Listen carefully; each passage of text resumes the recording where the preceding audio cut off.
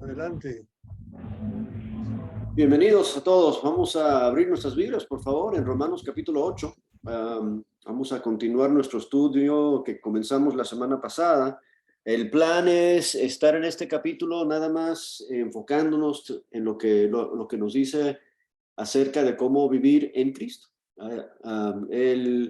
Hay pocos pasajes en la Biblia que nos explican también la vida cristiana y cómo desarrollarla, cómo vivirla, que este capítulo, Romanos capítulo 8. Vamos a estar aquí por lo menos, yo digo, 4 a 5 semanas estudiando este capítulo. En la semana pasada llegamos hasta el versículo 11 y ahorita vamos a repasar un poco lo que hablamos, y el plan para hoy es llegar hasta el versículo 17. ¿Ok? Entonces vamos a tomar nuestra lectura desde el versículo 1, Romanos 8, y vamos a leer del 1 al 17, y quien pueda ayudarnos abriendo su micrófono y leyendo, por favor, se lo agradezco. Romanos 8, del 1 al 17.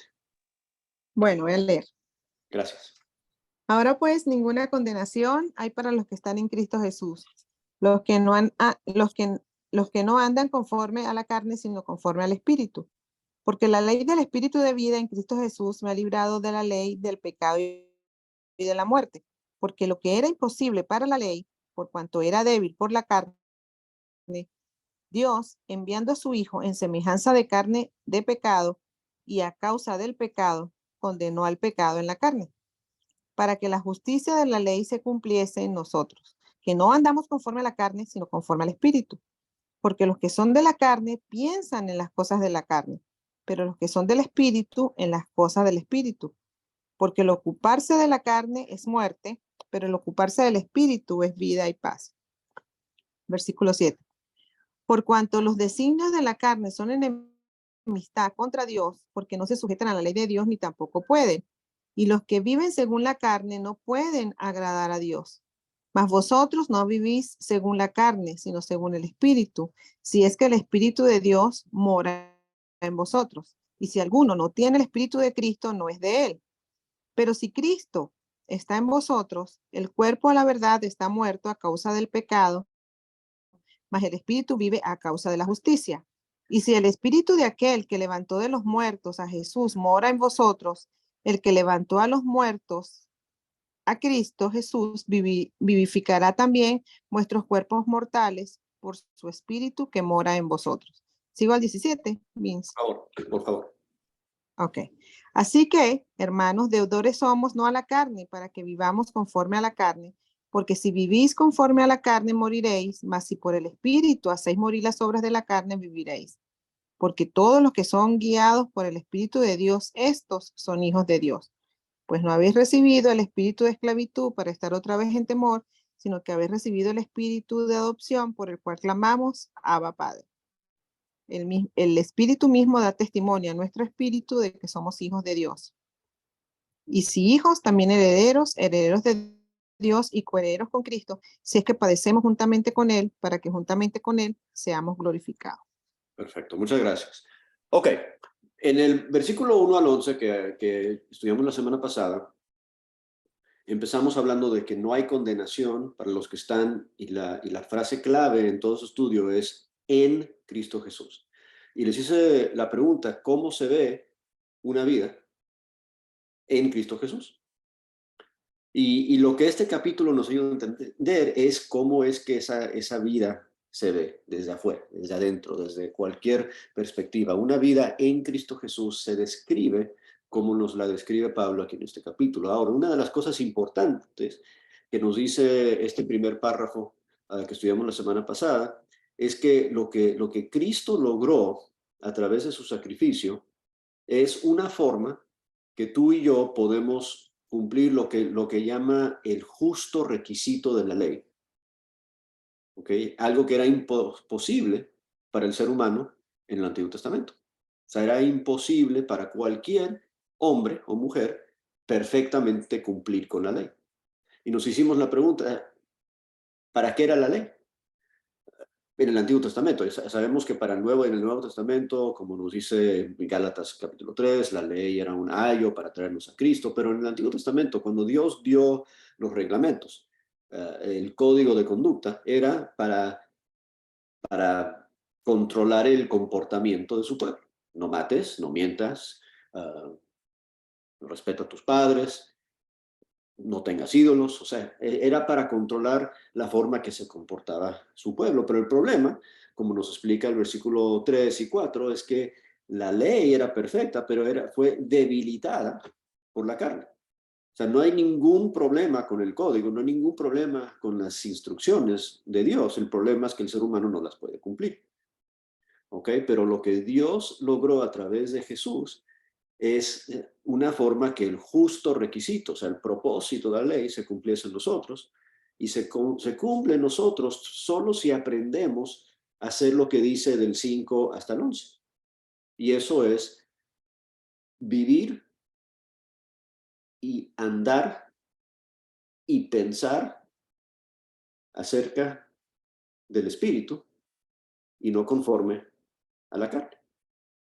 Y lo que hablamos la semana pasada, y todo esto todavía es un resumen de la semana pasada, es que el ocuparse de la carne, usa esa frase ahí abajo en el versículo 8 y 9, el ocuparse de la carne va más allá de pecar. Que tú y yo podemos tener una mentalidad carnal aún cuando estamos tratando de no pecar. ¿Ok? El ocuparse de la carne es siempre pensar en el pecado. Y el ejemplo que dimos es, si yo siempre estoy diciendo, no voy a pecar, no voy a pecar, no voy a pecar, no voy a pecar, no voy a pecar, ¿en qué estoy enfocado? ¿Dónde está mi mente? Pues en el pecado. ¿Verdad? Y si siempre estoy pensando así, esa vida es miserable, esa vida, dice aquí, que no es vida, eso termina en muerte. ¿Ok? Lo que tengo que aprender a hacer es pensar, meditar, vivir y andar en el espíritu y no en la carne. ¿Ok? Y lo que vamos a estudiar hoy es el primer paso en cómo llegar a hacer eso. ¿Ok? El primer paso en cómo llegar a tener una vida donde nos entendemos y nos vemos a nosotros mismos espiritualmente y no carnalmente es versículo 12 en adelante. Y lo que vamos a encontrar en el versículo 12 al 17 vamos a ir entre 2 y 4 cosas que nos dice, porque una se repite y otra es lo mismo. No que hacemos, como hablamos en los versículos 1 al 11, pero que somos. ¿Ok? Versículo 1 al 11 es cómo vivimos, cómo andamos, cómo pensamos. Versículos 12 al 17 es quiénes somos. ¿Ok? Y aquí va, lo dice el versículo 12. Así que, hermanos, ¿qué somos? La primera cosa que dice que somos deudores. Pero no dije que son 2 a 4, son 3 a 4 cosas. Somos deudores. ¿Ok? La siguiente cosa que nos va a decir, versículo 14, que somos hijos. Después nos va a decir que somos herederos. Y después nos va a decir que somos coherederos. Y esas son las 4 cosas que vamos a estar hablando hoy. ¿Quién somos? Ahora, si no hubiéramos leído del 2 al 17 y yo te hubiera preguntado al principio de la clase, ¿quién eres? ¿Cómo contestarías? Y lo interesante es que generalmente cuando alguien nos pregunta, pues depende de quién nos pregunta, ¿no? O sea, si me preguntas en la iglesia, entonces posiblemente sí vas a contestar, yo soy hijo de Dios y todo eso. Pero si te preguntan en la calle quién eres, tu primera respuesta va a ser tu nombre. ¿Verdad? Mi nombre es Vicente, mi nombre es Pedro, mi nombre es Luis, mi nombre es, o sea, yo soy Vicente. Y quizás la siguiente cosa que vamos a contestar, ¿tú quién eres? Yo soy un médico, yo soy un chef, yo soy un abogado, yo soy una maestra, yo soy un enfermero, quién sabe. O sea, tú vas a contestar con tu oficio, ¿verdad?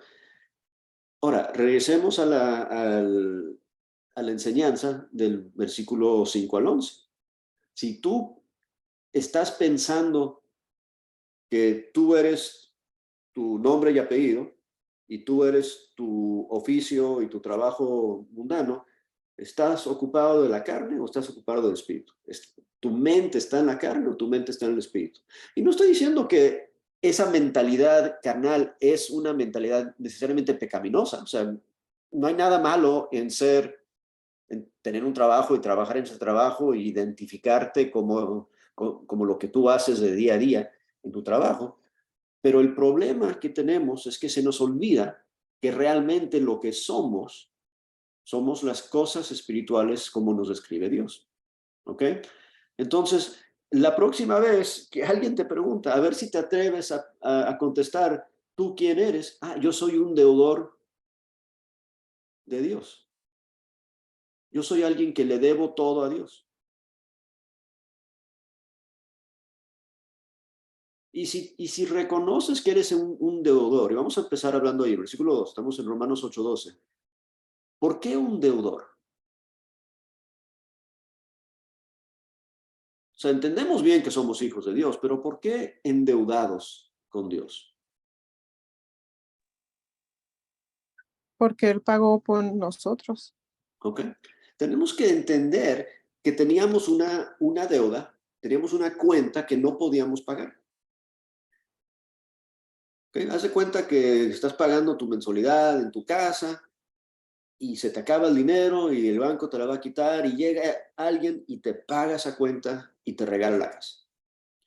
Eso cambia tu vida, ¿no? Eso cambia toda la perspectiva que tienes y estás agradecido con esa persona porque te compraron donde tú vas a vivir para siempre, ¿verdad? O el resto de tu vida. Pero ¿por qué no pensamos así cuando pensamos en Dios? ¿No? Teníamos una deuda que no podíamos pagar y Él vino y la pagó. Y entonces el resto de nuestra vida es una vida de reconocimiento de esa deuda que Él pagó. Que es interesante, es una deuda que Él no pide que se la repaguemos porque nunca se la podemos repagar, pero es una vida que debemos de dedicar todas nuestras vidas para pagar esa vida que nunca podemos pagar.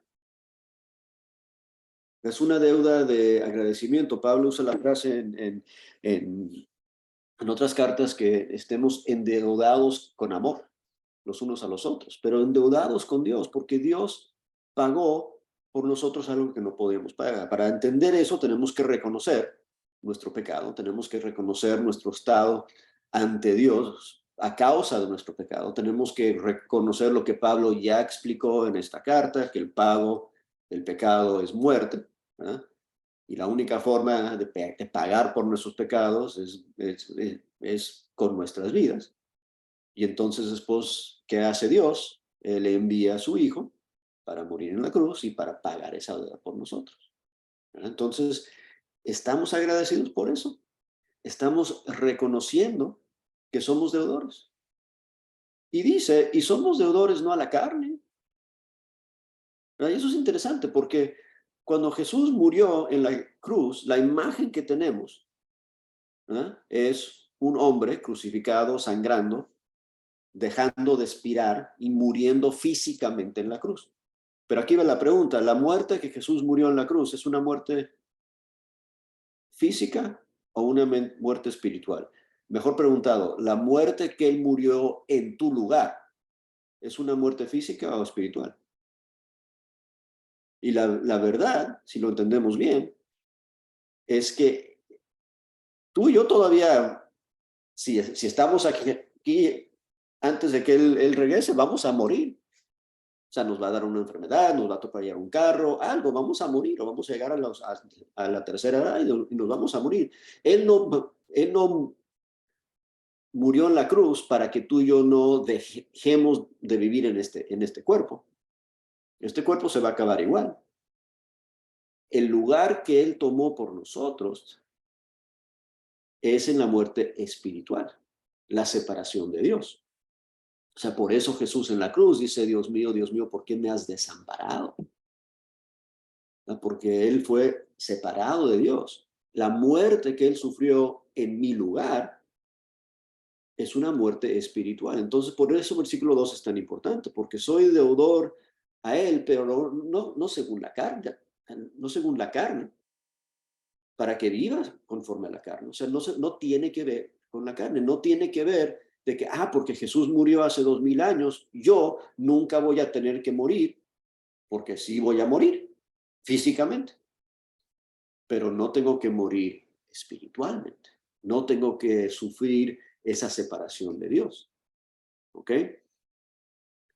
Y entonces, si reconozco eso, versículo 13, porque si vivís conforme a la carne, moriréis, mas si por el Espíritu hacéis morir las obras de la carne, viviréis. Porque todos los que son guiados por el Espíritu de Dios, y aquí viene la segunda cosa que somos, estos son hijos de Dios. ¿Ok? Entonces, primero, deudores, pero pasamos de deudores a hijos. Y es bien interesante, porque si pensamos en la relación papá e hijo, ¿verdad? Los que somos papás aquí, o los que somos hijos aquí, podemos contestar la pregunta, ¿cuánto dinero invirtieron mis papás en mí? ¿Y a poco, o sea, desde que yo nací, desde que me dieron de comer, desde cuando me enfermara, de mandarme al colegio, de comprarme ropa, todo eso, ¿verdad? Y en algún momento, un papá o una mamá le dice a su hijo, tú me debes No, todo eso que yo gasté. ¿A poco hay papás que sacan las cuentas desde que tú naciste? Yo te pagué esta comida y te compré la leche y los pañales y cuando tengas 21 años te voy a pasar la cuenta por todo eso. No, ¿verdad? Así no lo hacemos. Y Dios, aunque pagó esta deuda increíble para nosotros, después nos dice, la forma que te voy a perdonar la deuda es que te voy a adoptar como mi hijo, porque mis hijos no pagan. Mis hijos viven gratis. Mis hijos no tienen que pagar. ¿Ok? Entonces, eso es bonito para nosotros porque tenemos las dos cosas. Podemos reconocer el tamaño de la deuda que Él pagó por nosotros y después reconocemos que esa deuda fue perdonada cuando Él nos adoptó como sus hijos. Y no queremos ser como el hijo mayor, el hermano mayor del hijo pródigo, que toma por hecho todo lo que él tiene, ¿verdad? Nunca me diste nada, papá, ¿verdad? No vamos a hacer así con Dios, porque reconocemos la deuda. Entonces estamos aún más agradecidos que ahora somos hijos. Y como hijos no tenemos que pagar. ¿Ok? Entonces, primero deudores, después hijos, pero es condicional, ¿a poco no? Versículo 14. Para ser hijos de Dios, tenemos que dejarnos guiar por el Espíritu. Y eso es todo lo que habló en el párrafo anterior, ¿verdad? Cómo piensas, cómo vives, cómo andas. Si vas a andar y pensar y vivir conforme a la carne, pues no estás siendo guiado por el Espíritu y no puedes ser hijo de Dios. ¿Ok? Mira el versículo 15. Dice, pues no habéis recibido el espíritu de esclavitud para estar otra vez en temor, sino que habéis recibido el espíritu de adopción por el cual clamamos, Abba, Padre. ¿Okay? Bonito que somos hijos, ¿verdad?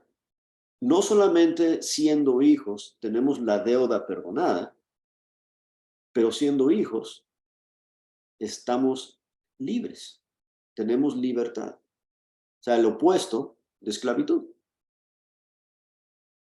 Me gusta cuando Jesús está hablando con sus apóstoles y dice, oye, yo no les hablo como siervos, sino como amigos. ¿Ah? Y aquí es algo parecido. Ya no estoy hablándoles como esclavos, sino como hijos. ¿Ah? Abraham tenía esclavos y hijos en su casa, ¿verdad? Y hasta esclavos que trataba como hijos, pero era diferente, ¿verdad? El que iba a ser heredero de Abraham era un esclavo que nació en su casa, hasta que él tuvo sus propios hijos. Y cuando él tuvo sus propios hijos, ya la herencia fue para los hijos. ¿Verdad? Dios tiene todo el derecho de esclavizarlos.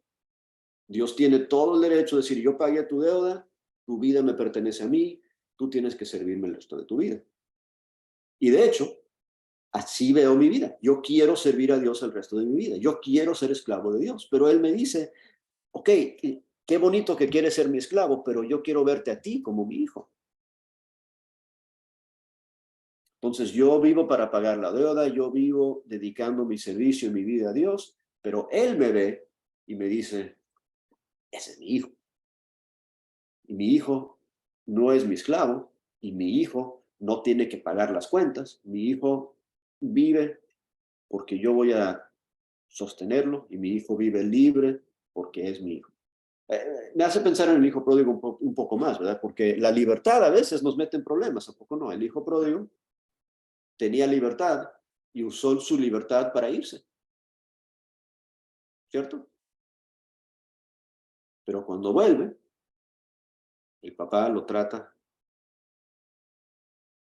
con amor, con cariño, con perdón, y lo restaura a su lugar. Tenemos que entender quiénes somos, ¿verdad? Somos deudores primero, deberíamos de ser esclavos.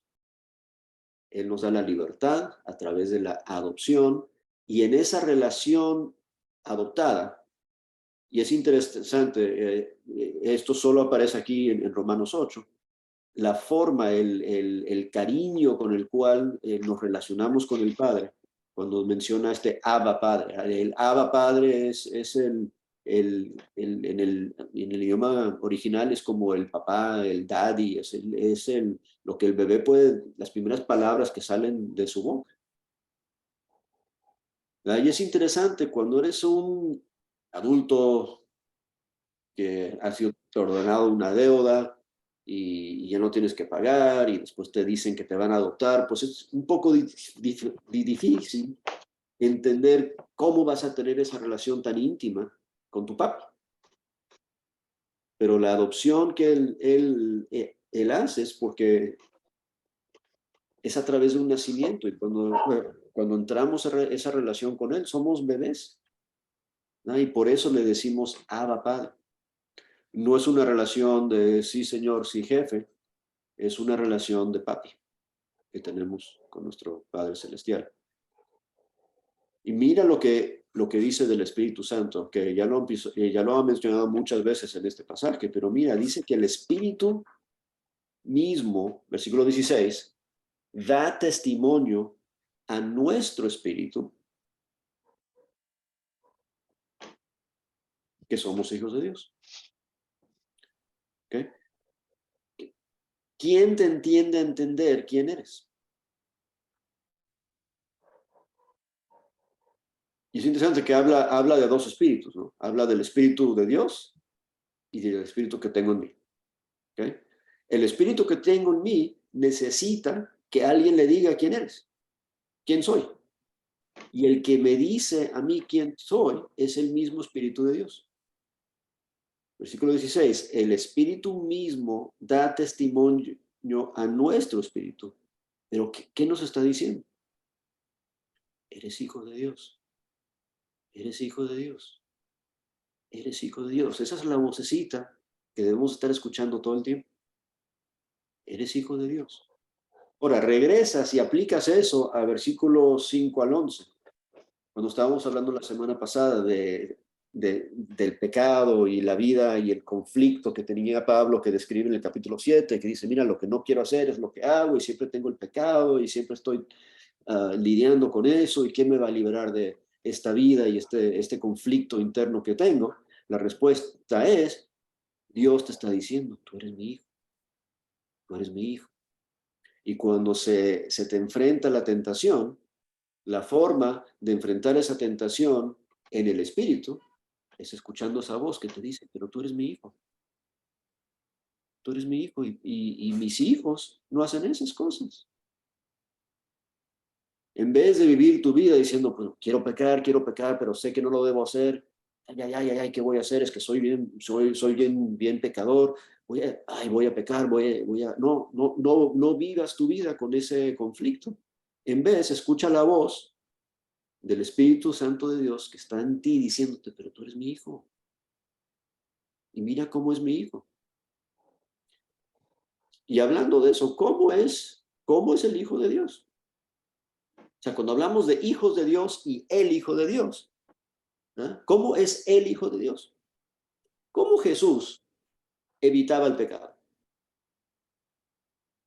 O sea, tenemos algunos ejemplos, ¿verdad? Tenemos esos ejemplos. Podemos ir a Mateo y a Lucas, donde es tentado, pero no vemos a Jesús ahí pensando todo el tiempo, oye, no voy a pecar, no voy a pecar, ¿qué voy a hacer? No, él se enfrenta al pecado con oración, él se enfrenta al pecado con escritura, él se enfrenta al pecado entendiendo quién es y sabiendo quién es el Padre, porque Dios le está diciendo, tú eres mi hijo, en ti tengo complacencia.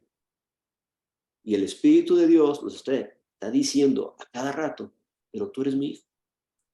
Entonces, la próxima vez que te consigas una tentación enfrente, en vez de decir, yo puedo contra esa tentación porque yo voy a controlarla, porque mi cuerpo, mi fuerza, por el yo lo voy a dominar, en vez de pensar así, pregúntale a Dios, oye Dios, recuérdame quién soy. Ah, yo soy tu hijo. Ah, yo soy como Jesús, ¿verdad que sí?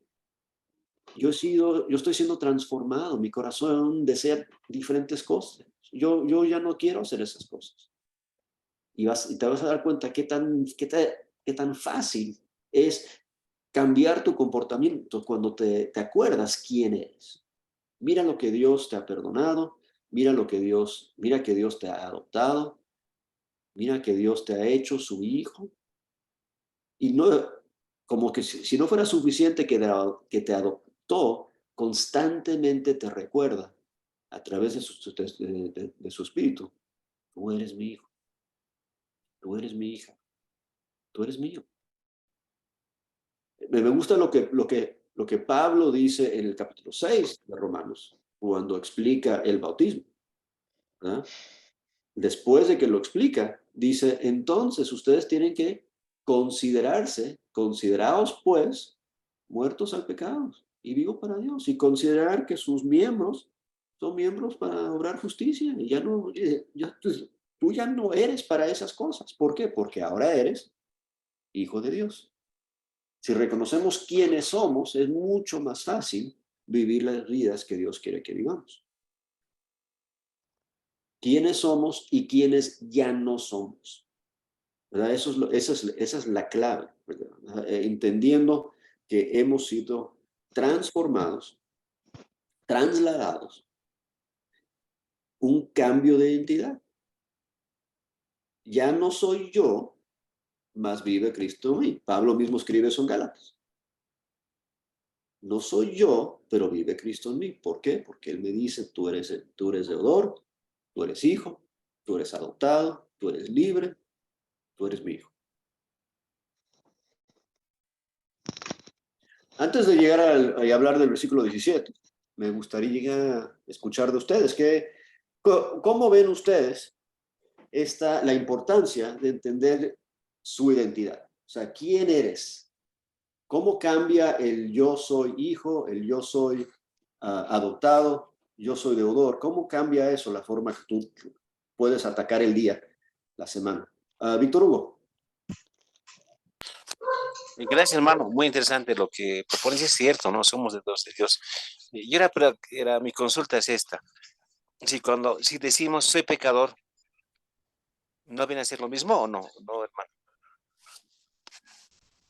A ver, ¿me repites la pregunta? Si digo soy pecador. Te pregunta, ¿quién eres tú? Soy pecador, soy un pecador. No encuadraría lo mismo. Sí, lo que pasa es que yo soy un pecador y lo que es interesante es que tenemos que preguntarnos, y me anclo en el versículo 16, el enemigo, Satanás, él quiere que yo siempre me vea solamente como eso.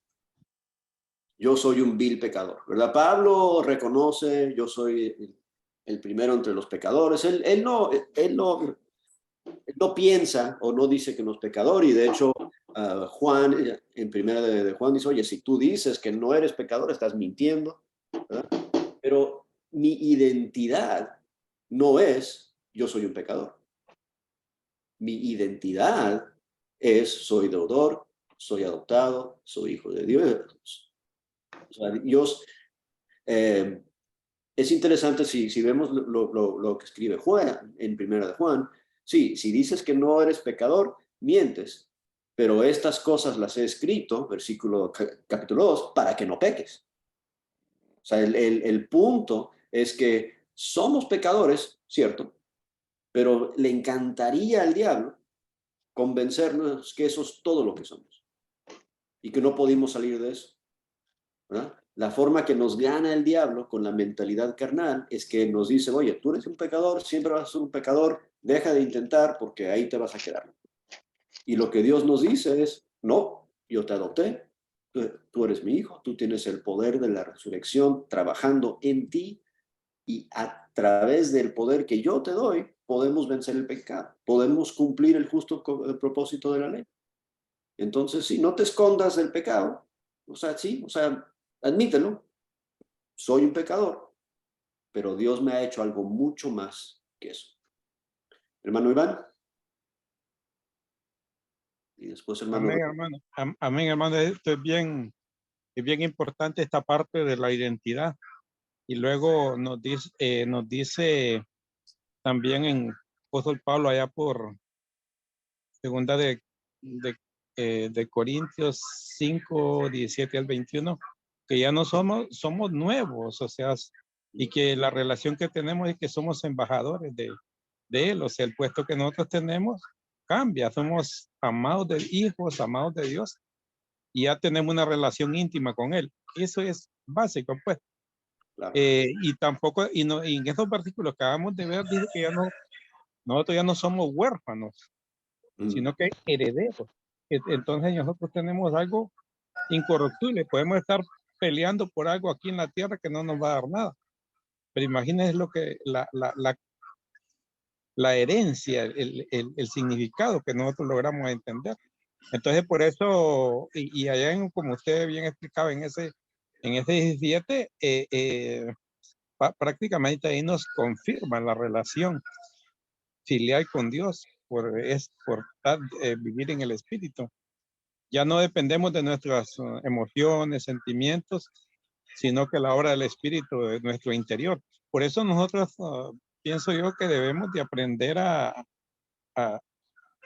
nuestro lenguaje, pues decir, la palabra dice, porque ya es el Espíritu Santo que mora en nosotros, el que habla por nosotros.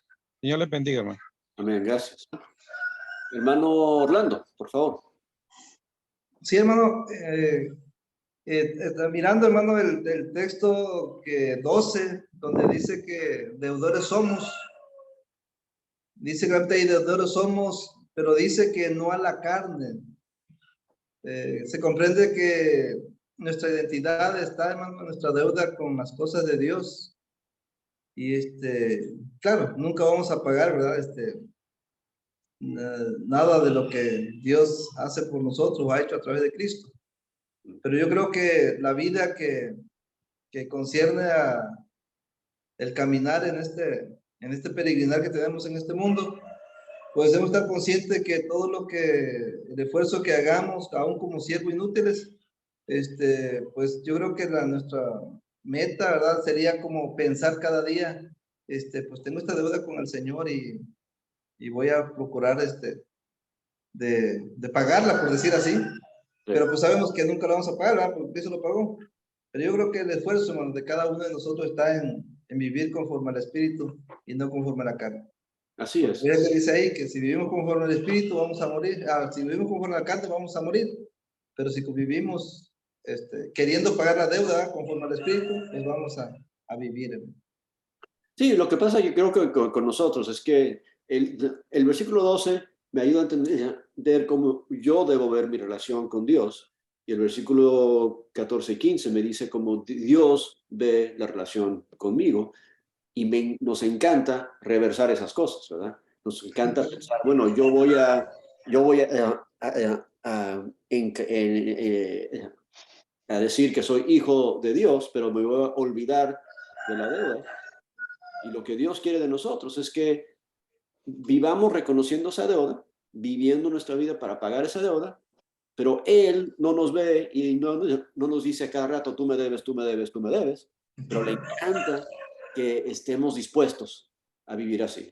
Yo tuve un amigo en la universidad hace muchos años, que cuando conoció a mi papá, me dijo, oye, tu papá trabaja como un hombre que está pagando una deuda. O sea, y qué bonito que los demás nos vean así, ¿verdad? Que nos vean que estamos endeudados con Dios, aunque Dios no está diciéndonos, no nos está exigiendo, me debes, ¿verdad? Tú eres mi hijo, es lo que Él me dice, pero igual así yo quiero dedicar mi vida a pagar esa deuda.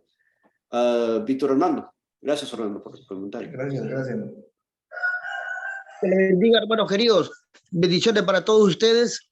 Muy interesante el estudio. Aquí vamos a explicar, según mi entendimiento que tengo a través de la luz de la verdad de la Biblia. Dice que, ¿quiénes somos? La pregunta, ¿no? Muy interesante y que muchos interrogantes. ¿Quiénes somos? Somos nosotros hijos de Dios ahora, redimidos por la sangre de Cristo, la cual Él la ganó con su propia sangre, como le dice en Hechos capítulo 20, versículo 28.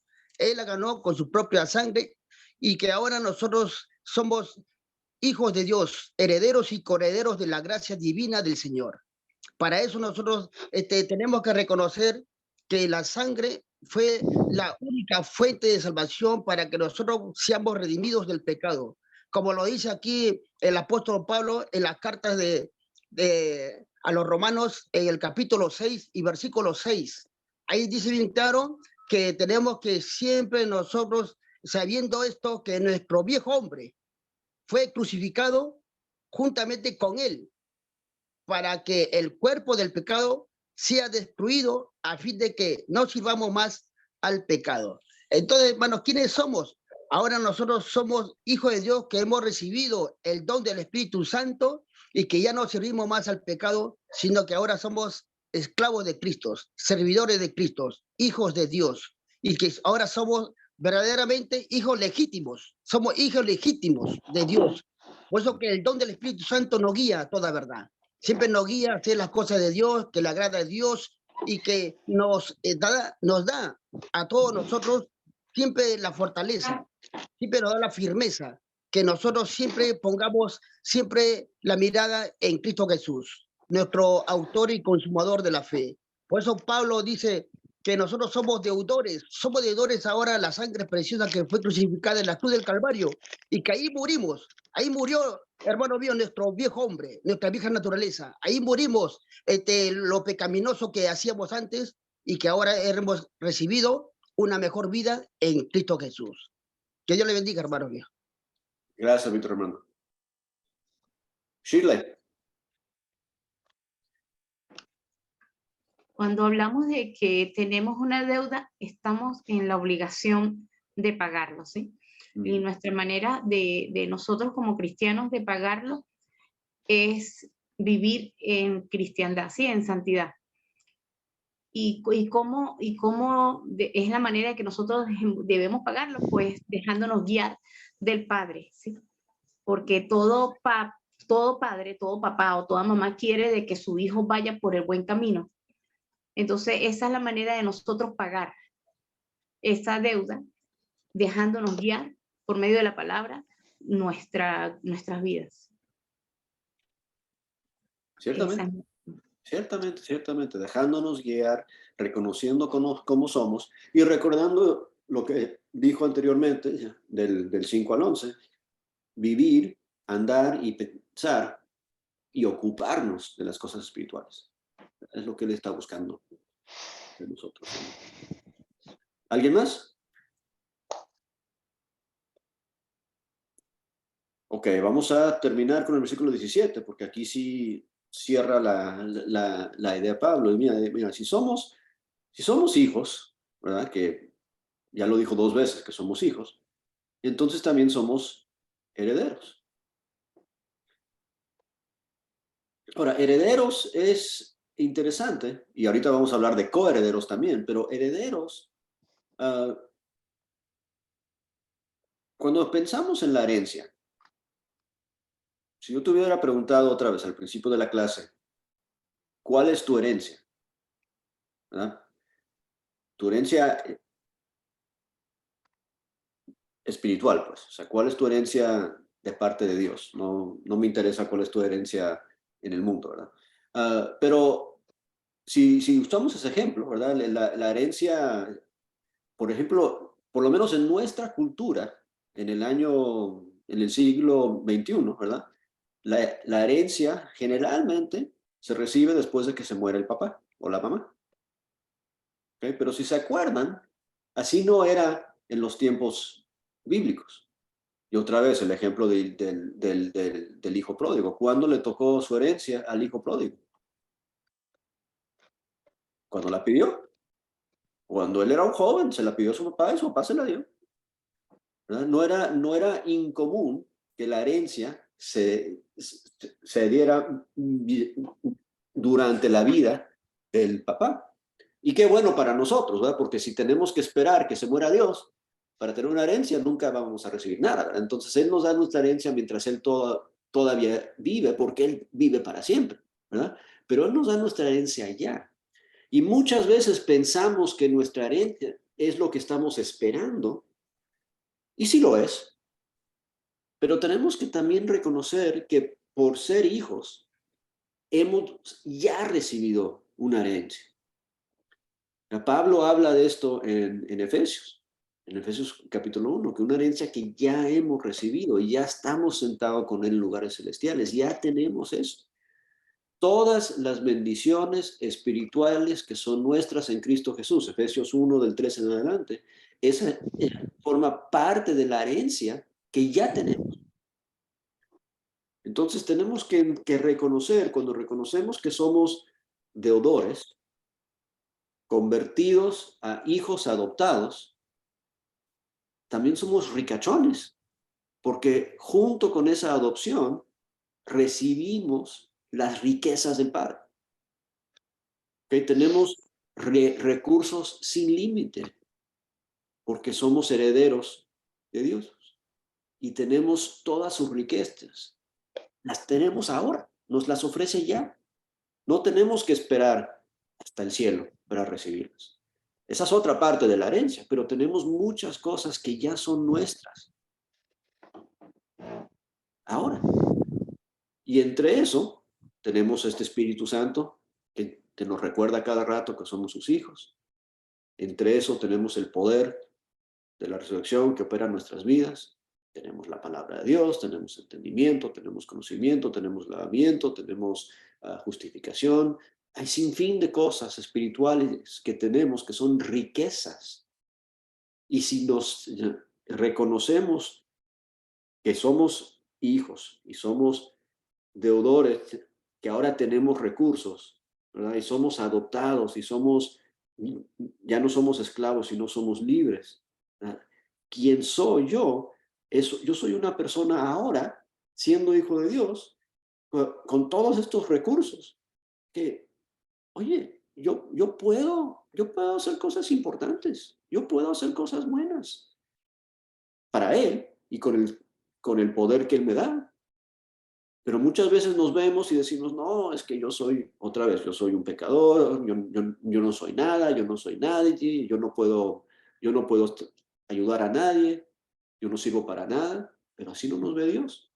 Él me dice, tú eres mi hijo, tú tienes todo mi dinero, tú tienes todo lo que yo tengo, y por todo el mundo. Claro que puedes. Yo te pago los pasajes, yo te doy las fuerzas para hacerlo.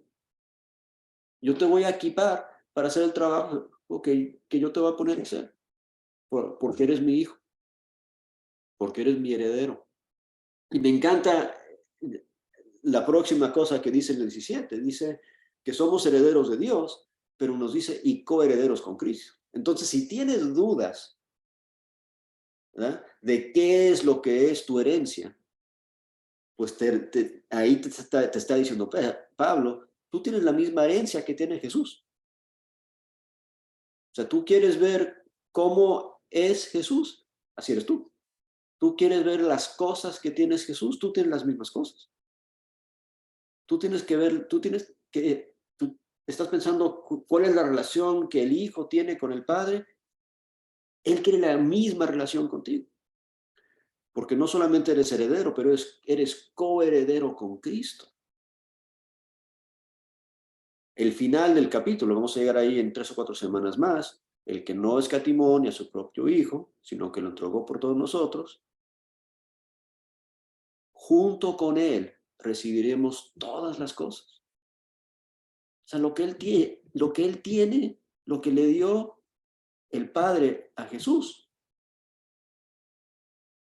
cuando lo hizo Señor y Cristo, cuando le dio nombre sobre todo nombre, cuando lo exaltó, cuando le dio un lugar a su lado.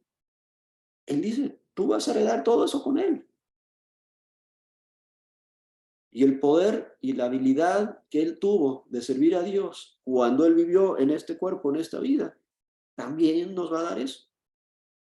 Tú eres heredero de Dios y coheredero con Cristo, pero otra vez es condicional. ¿Verdad? Nos encanta hablar del amor no condicional de Dios. Y de hecho vamos a hablar del amor no condicional de Dios al final de este capítulo.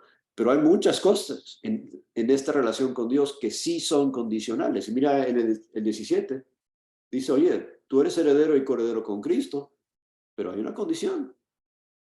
Dice, si es que padeces juntamente con Él. ¿Estás dispuesto a sufrir con Él para también con Él ser glorificado? Así como dijo anteriormente, ¿estás dispuesto a dejarte guiar por el Espíritu? Porque estas cosas no son nuestras, si no nos dejamos guiar por el Espíritu. Y el Espíritu nos va a guiar. Malas noticias, el Espíritu nos va a guiar a situaciones que vamos a sufrir. El Espíritu nos va a guiar a darnos, a entregarnos, a servir a los demás, a desgastarnos. El Espíritu nos va a guiar en esas cosas, pero con la promesa de que si padecemos juntamente con Él, también juntamente con Él vamos a ser glorificados.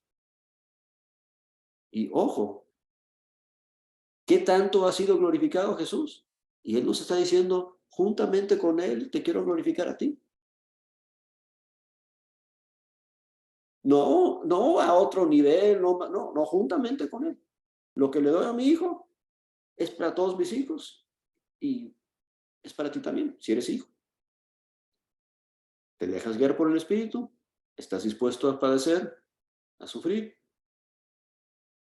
Y esa respuesta se hace más fácil cuando recordamos, cuando reconocemos quiénes somos.